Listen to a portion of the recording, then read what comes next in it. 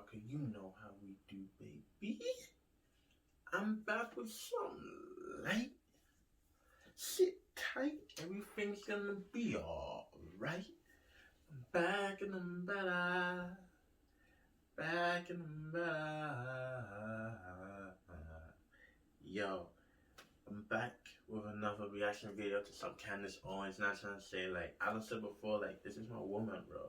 And, like, if you guys don't want to put yourselves on, I'm going to put you guys on for you guys. Not trying to say, like, I'm going to put you guys on if you guys don't want to put yourselves on. So, hopefully, like, through watching these videos, comment down below. Like, let's talk. Not trying to say, like, let's talk. Let's, like, crack each other's brains. Let's, not trying to say, like, this is what the world's all about. Like, talking, fellowshipping, getting into someone's brain, seeing how they think, seeing how you think, so then you guys can, like, block that barrier inside your brain and have, like, a huge breakthrough and be like, yo, that's crazy, my guy.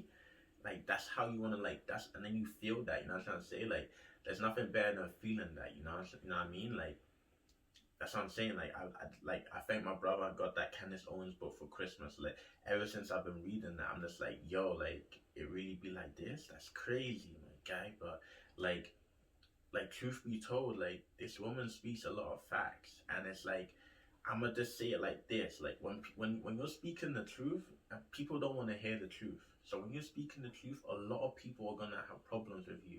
Because, one, people don't want to accept the truth. Because, two, the truth is too hard to deal with. And because, three, the truth sets you free. And a lot of people don't want to be set free. A lot of people are scared to be set free from this victimhood, from this blamehood, for this excusehood of this and that. A lot of people don't want it, right?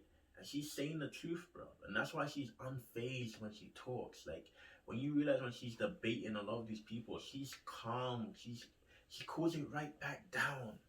Wanna know why? Because she's just spitting the truth. And the truth has no barriers. The truth has no thresholds. The truth doesn't do anything to you but make you feel good. Now I'm trying to say, but we're going to get right into this video. We ain't going to waste no time, you know. So yeah, in the kick play. I don't even know what this video is. The last thing Black America needs is more government. Okay, and it is amazing to me, and I write this in my upcoming book, that the community that has suffered the most from black policy. Yeah, I think she's on this one. She's like debating this guy, some liberal guy. And yeah, let's gonna see what they say. Government policies. You want to talk about slavery? That was a government policy. You want to talk about Jim Crow laws? That was a government policy. You want to talk about the welfare system? That was a government policy. It's now looking to the government to give them more policies. The government has never done anything good. Yeah, I just want to say time out, right? I just want to look at how she's dressed, right? This is why I respect this woman with my foot, like with everything, bro. I respect her, bro. Like I'm gonna show you this, guys, right now. Yeah, like if you're looking for a woman, if you're looking for like a simple lady, right? This is what you should be looking up to. Like, look at what she's wearing. Okay, she's wearing a nice scarf. She tied it on her hair. I think that's her own hair. She has nice simple earrings. Simple. She has a nice white shirt, and she put it like to a level that even if she was to go like this or to go like these, right, you won't even see her cleavage line or nothing. And she's talking to another man. In this day and age, if you're sitting beside a woman across them and you're about to have a debate, that woman's coming half naked to come talk to you. And then right from that bat, like, you can't even concentrate as a guy, because it's like every time she's moving her hand, you're seeing her cleavage. Like that's not what it is, bro. This is a woman here that's literally come to talk about what she needs to talk about and go back home to her husband. This is a true conservative woman right here, my guy. And this is what the media doesn't want to put out there. This is what they don't want to put out there. A black woman that dresses right, talks right, and has a brain of her own and respects her husband at home. This is what the media doesn't want to push out. Instead, they want to push out the Cardi B's inside the world. You see? So like, I just wanted to pause the video and just like let this be known, like, because all of these Instagram baddies and all of that is not it, bro. Good for Black America, right? It's not anything that's happened good for Black America has happened because of private companies investing and putting their businesses. Of course, Would you consider Emancipation Proclamation? But that was getting rid of government policies. No, if anything, my girl said, she said, "Hold on, stop, hold on, stop." It really wasn't new policy. If you want to talk about what was wrong with America in the beginning, is that America wasn't obeying or honoring its own constitution. all men are created equal, all men have the right. It actually was not honoring its own constitution. They created legislation that went against the Constitution. So America was one big hypocritical mess when all this was going on. Got that right? You got that right? Once right. America actually got rid of all of the policies that they created that went against its constitution, which happened, obviously with allowing women to vote, allowing first black men to vote, and then allowing, black women and all women to vote, and getting rid of all that crap, then America became what it was supposed to be when they actually enshrined the Constitution. So why not then imagine the government as having the capacity to expand on that promise, right? To expand on that promise of life, liberty, and pursuit of happiness of all. Okay, this is my question right here. How do you expand on that promise? Like, comment down below how you expand on that promise. Like, listen to what she just said. If you need to go back and listen to what she said. She just said that at first America wasn't actually following the Constitution, right? And then after that they did, and then women had their own voting rights and all of that, right? So how do you expand on that? You know what I'm trying to say? And I'm just from hearing this statement, I think this guy's a liberal, because there's no possible way to expand on full equality for everyone. Once you start expanding on that, one person, that's when you start creating a zero-sum game. That's when let's say one ethnic group feels hard done by another. You know what I'm trying to say? That's when disparities start coming in, marginalism start coming in. All people being created equal through proper legislation. For example, I mean, you would say, you would agree the Marshall Plan certainly helped. Certainly helped the white middle class after World War II. I mean, it created economic incentive. It invested in them. To say, well, now for black folk, we don't need that. We need less government. No, we need the investment. You want the investment. So you do know governments don't make money, right? You see what I'm trying to say? These people come and they talk and they don't understand anything. For example, they said, oh, the Marshall Plan helped the white working middle class get money out of that. So you're telling me inside America there's no black working worker inside America? Ugh, my brain, bruv.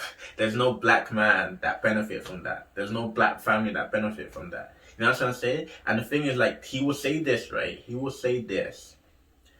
He will get no pure evidence or pure statistics that backs what he just said, right? And then he will just throw it into the media. Then the media will run onto it, and then what?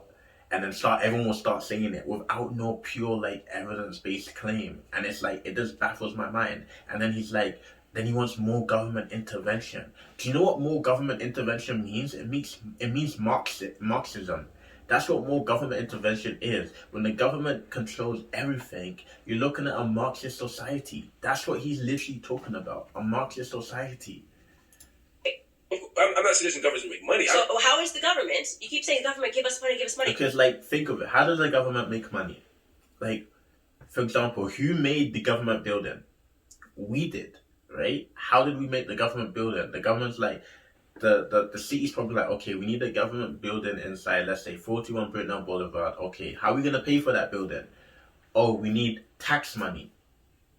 The government doesn't say, oh, we need a building, let's go make a building. Where's the money that the government has? They don't have no money. How does government get money? Through taxes. So, okay, you're you know what I'm trying to say? These guys, they know what I'm trying to say. These people be talking to you. They have no brains, bro. But they just be talking because what?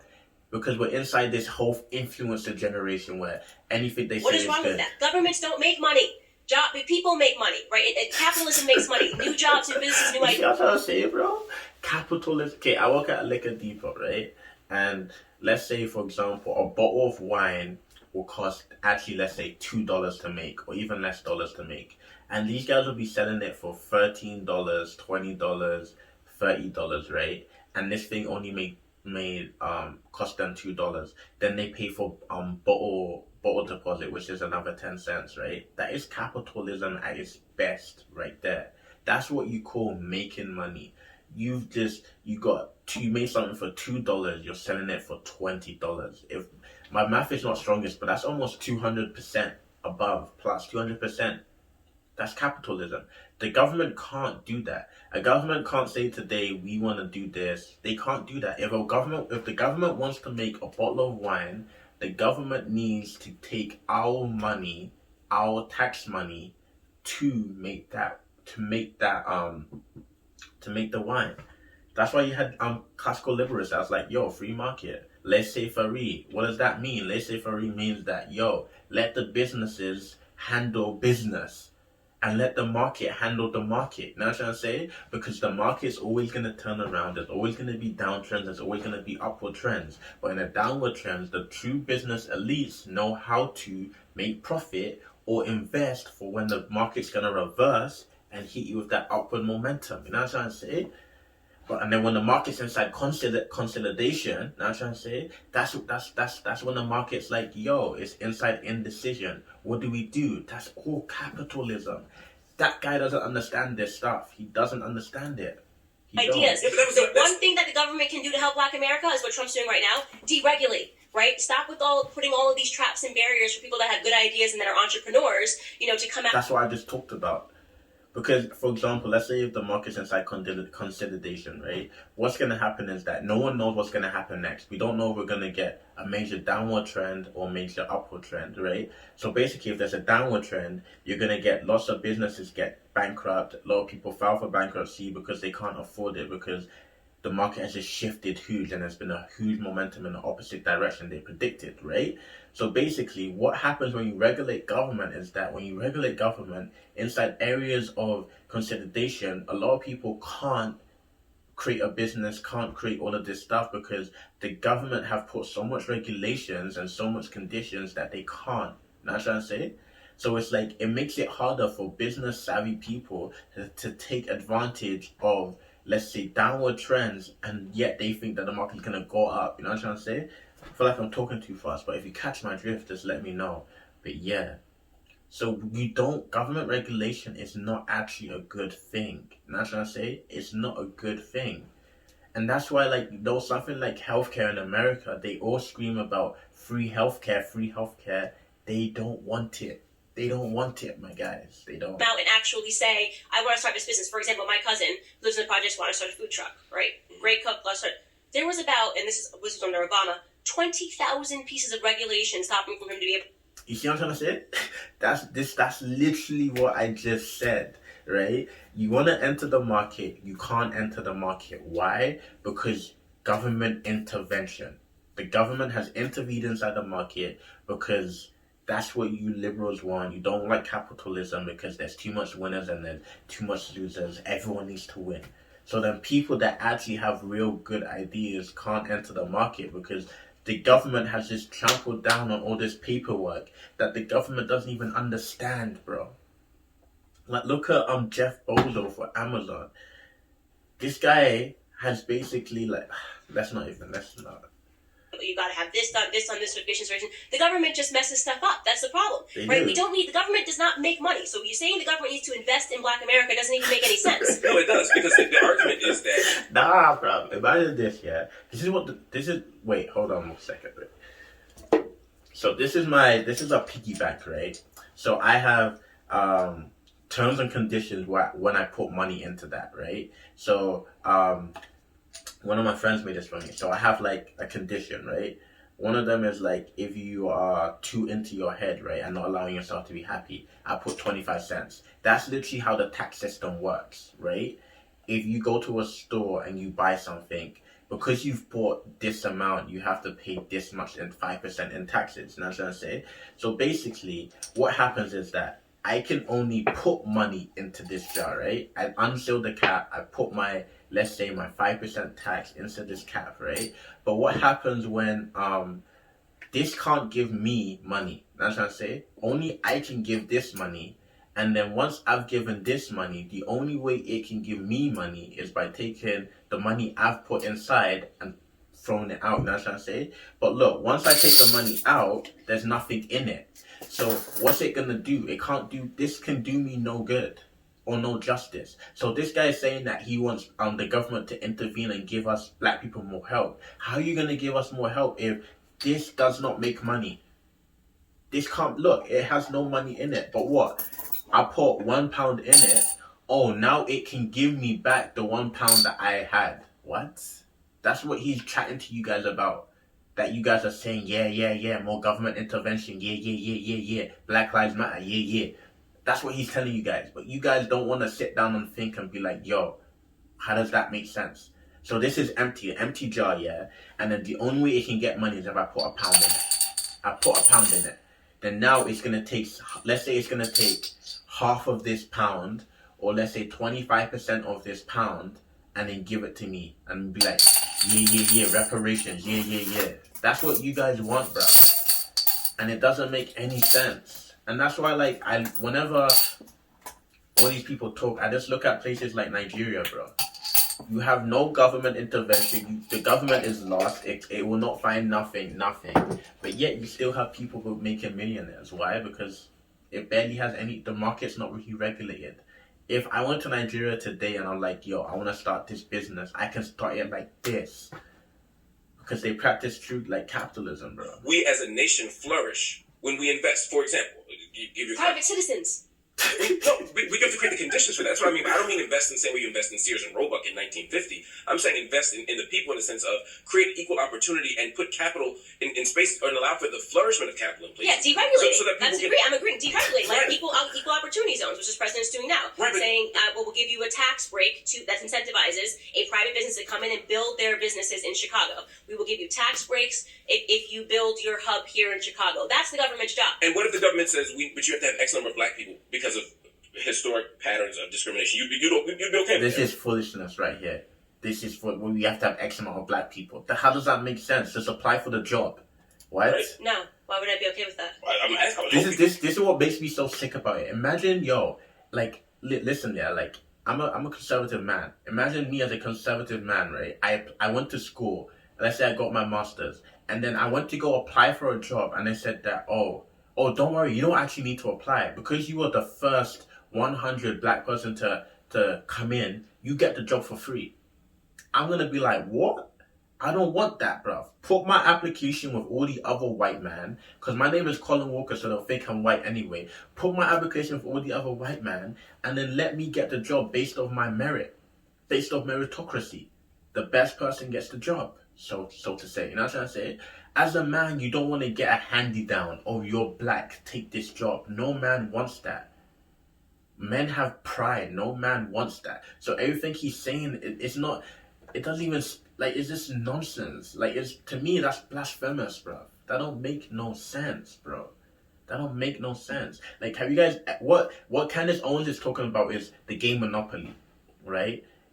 Let's say you want to buy, you land on Boardwalk, right? You live inside Detroit, you land on Boardwalk, right? So, okay, you buy that card, then you land on Park Place, you buy that, right? You live inside Detroit. So what you're doing, right, is that you're like, okay, I live in Detroit, I'm bringing Boardwalk and Park Place to Detroit. That's what you're doing. Then, okay, I'm going to buy one house. You've invested, let's say, 100K. I'm going to buy two houses. Let's say that's 350K. You know what I'm trying to say? You've brought Boardwalk and Park Place into Detroit, right? That's literally monopoly. That's monopoly in real life, what you're doing. And that's what Trump's programs were about. You know what I'm trying to say? You have this, you can bring it here because I'm not going to put huge regulations to stop you. So then what happens? You have one house, and then with one house, you can have 1,000 workers. With one house on both, you can have, so that's 2,000 people working for you, right? So then you buy two houses, now your property has expanded to 350,000 industry. Now you can have 20,000 people working in both Boardwalk and Park Place. You generated 40,000 jobs inside the place of Detroit. But these liberals don't want to talk to you guys about that, bro. No. Because that's that regulation I'm talking about. No, we can't ask for racism to combat racism. That's just, I mean, it's just so foolish people keep saying this. So we need to have quotas. I don't want quotas. I'm not okay with affirmative action. All of that is racism. Stupid. It's all racism, okay? Why is it racist? It's racism because we are smart enough to get into schools. We're smart enough to get into schools. I just met your daughter. She seems pretty smart. I don't think she needs the government to help her out to get into school. She's a smart girl, okay? It is a bigotry. It is a soft bigotry of expertise. Colin, you get to go to Yale. Want to know why? Not because, you met the requirements, because, you're the first black guy with locks that has, you have a white lock? Oh, dang. Because you have a white lock, we're going to put you inside our special one. Shut up, man. Which is a phrase that was coined by George H.W. Bush. When you are saying to someone, George W. Bush, yeah, correct. You see that right there? That's so petty. George W. Bush, whatever, bro. It's still a...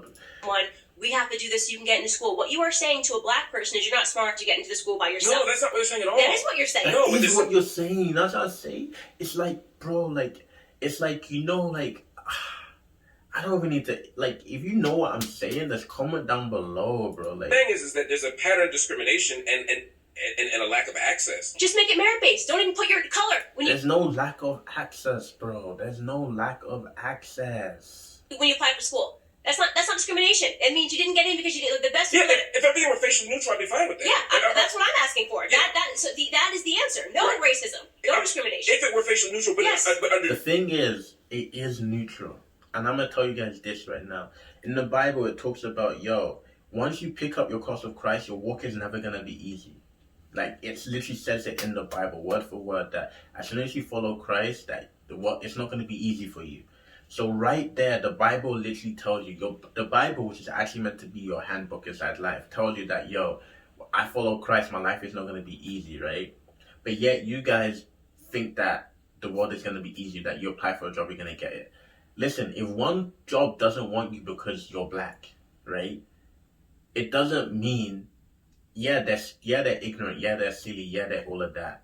But it doesn't mean that you're not going to be able to find a better place. How do you know God's not letting you go to that place and he's like, I want you to go this way? You know what I'm trying to say? We always put blame hood on things. We always so quick to be like, this is racist, this is that. But we never actually deep it and be like, maybe this was a blessing I didn't get this job. You know what I'm trying to say? Like, this guy's talking about neutral ground. How is he able to wear this hoodie? How is he able to get a lineup? How is he able to get a lineup? Probably from a black barbershop. How are they able to open that barbershop if there's so much institutional racism?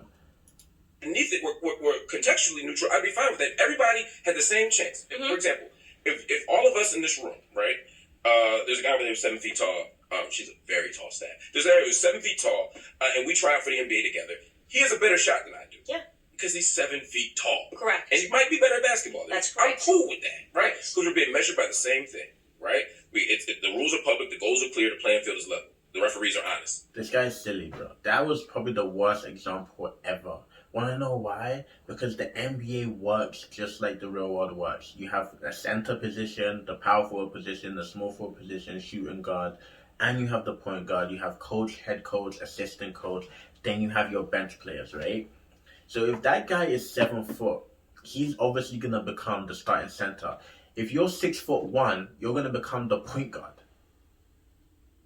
Right? And even if he is 7 foot, but you have a higher skill cap than him, right?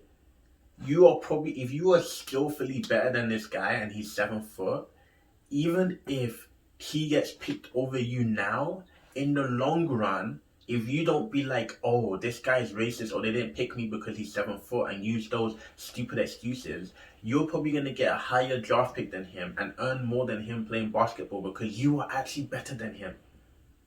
But that's what they don't talk about. That's what they don't want you to know. Right? I'm cool with that. The problem is when it comes to life, it doesn't work that way. How does that work that way? So explain to me how affirmative action doesn't work that way. I Black kids being actually they're discriminated in favor of to get in schools. I can give you a couple examples. One, the metrics we use to get people into school, particularly the SAT. SAT is a terrible predictor of how well you'll do in college, right? There's some data that shows that it's somewhat of a predictor of how well you do your first year, but it's not a very good indicator of whether you'll finish. It's not a good indicator. It's not a good indicator what your final GPA will be. But we use the SAT. It's a terrible metric. The metric also shows that it disproportionately favors middle class people. Take race out for a second. How does a test favor a certain class of people? Listen, the whole education system is flawed in general, but let me let him land. Bro. It disproportionately benefits middle class people. And so a middle class kid who's just as smart, just as talented, works just as hard, and may even have the same GPA, won't perform as well on the SAT. I mean, the working class kid won't perform as well as the middle class kid. Not because he or she isn't as talented, but because the metric is broken. And so if I then, from the school, say, look, I'm just taking people on their SAT scores. Yeah, it's a facially neutral metric. I'm saying, look, I just want the best SAT scores. The problem is, it's not actually necessarily measuring how smart you are. It's measuring how middle class you are. Do you see what I'm saying? Not particularly, no. That made no sense. Like, no sense at all. Like, if I have a test, like let's say if I made a test right now and it said 2 times 2, and I gave the poor kid the test, middle class, working class, and the elite. I gave them all that same test that has 2 times 2 in it. It's not gonna be easier or harder for anyone. It's gonna be the same. What he's basically saying is that the middle class, their parents actually educate their children. That's what he's saying. That middle class, their parents actually educate their children, give them tutors, give them the things they need in life to succeed, so that when they actually do come across this SAT, it's easier for them. And what he's saying is that the working class, or let's say the working black American class, don't actually educate their children on all of that XYZ. So when they see these tests, it's like gibberish to them because you haven't actually educated your kids. Everything he just said is vanity, is meaningless, bro. I don't see how it measures how middle class you are. Because the test itself, as it's structured, has questions. It has. I've taken the SAT test. I've taken it twice, right? And it doesn't have to do anything with middle class, bro. This is literally just straight math and reading comprehension English, and then write your basic essay at the end. Has nothing to do with class, like literally nothing. Like fill in the blank. Points of reference that don't necessarily measure your ability to reason. But that's exactly what it does. It measures your ability. You see what I'm trying to say? Like, what is the whole point of a test?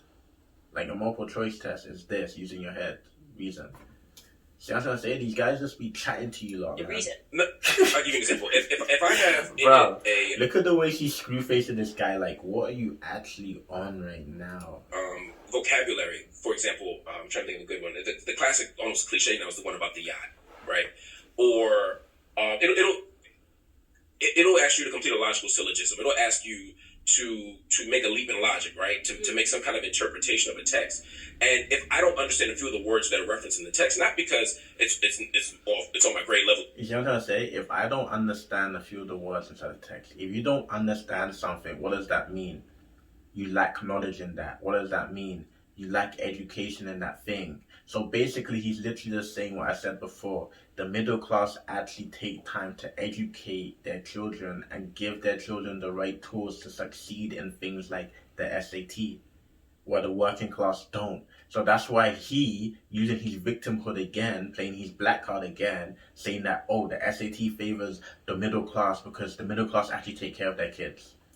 I missed it, not because I'm not smart enough, but because this is a sort of fairly normal middle class thing to know, and this is not a fairly normal working class thing to know.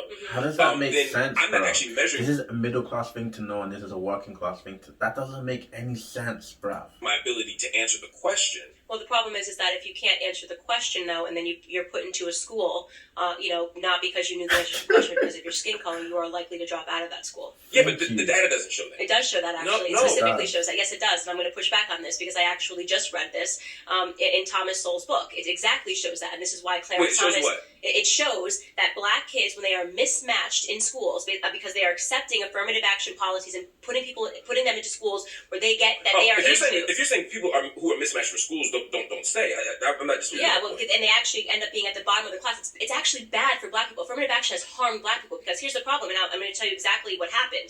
So Thomas Sowell was an adjunct professor at Cornell University, and he was teaching, and he learned that something like 25% of all of the black kids were on academic probation. So he went to go investigate. Why are all the black kids on academic probation? Yeah, I actually read this inside her book.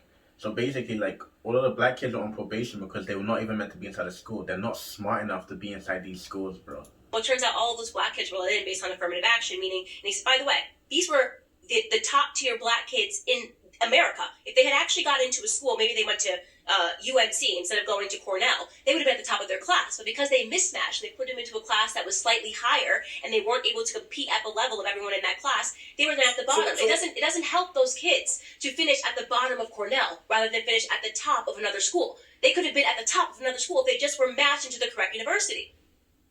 But yeah, that's all for that video. I just want to say thank you guys for watching, but comment down below what you think. Comment down below your opinions. I'd love to debate with you guys. Like, everyone's opinion is valid. Just don't come and chat some meaningless stuff. But like, all of this handy down stuff, like black Americans like are asking for and pleading for, it needs to die. Black people were not made for handy downs. We're made to work, bruv.